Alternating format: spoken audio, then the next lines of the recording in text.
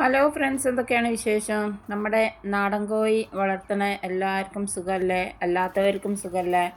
പിന്നെ വീഡിയോ ഇട്ടിട്ട് മടുത്ത് ഒരാൾ പോലും എൻ്റെ ചാനൽ സബ്സ്ക്രൈബ് ചെയ്യണില്ല, ലൈക്ക് ചെയ്യണില്ല. എന്തു പറ്റി നിങ്ങൾക്കൊക്കെ? നിങ്ങൾക്കാർക്കും ഞാനിടുന്ന വീഡിയോ ഇഷ്ടപ്പെടുന്നില്ലേ?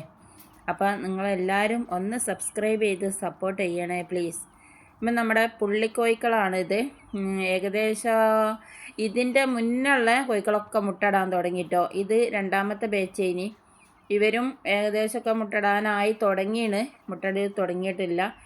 പിന്നെ ഇതിലുള്ള ബ്രഹ്മക്ക് 3 മാസം പ്രായമാണ് ആയത്. കുറേ ആൾക്കാർ ബ്രഹ്മൻ്റെ മുട്ട കിട്ടുമോ, കുഞ്ഞുങ്ങളെ കിട്ടുമോ എന്ന് വിളിച്ച് ചോദിക്കലുണ്ട്. അപ്പം ബ്രഹ്മ മുട്ട ഇടാനായാലല്ലേ നമുക്ക് കുഞ്ഞുങ്ങളെ കൊടുക്കാൻ പറ്റുള്ളൂ.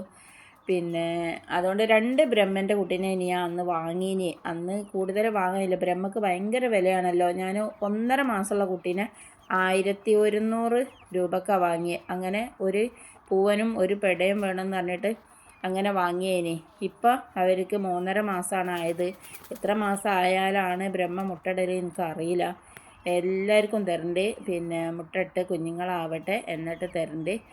അതുകൊണ്ടാണ് ഇവരെല്ലാം കൂടെ മിക്സ് ചെയ്തിട്ടത്. കാരണം ഇപ്പം ചെറിയ മക്കളാണല്ലോ എല്ലാവരും.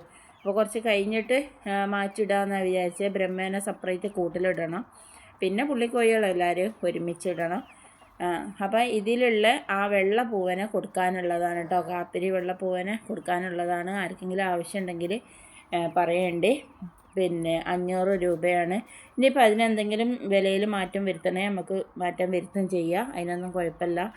അപ്പോൾ നിങ്ങൾക്ക് ആർക്കെങ്കിലും ആവശ്യമുണ്ടെങ്കിൽ ഒന്ന് പറയണ്ടേ. അപ്പോൾ വീഡിയോ ഇഷ്ടപ്പെട്ടിരുന്ന എല്ലാവരും ഒന്ന് സപ്പോർട്ട് ചെയ്യുക, സബ്സ്ക്രൈബ് ചെയ്യുക. ബായ്.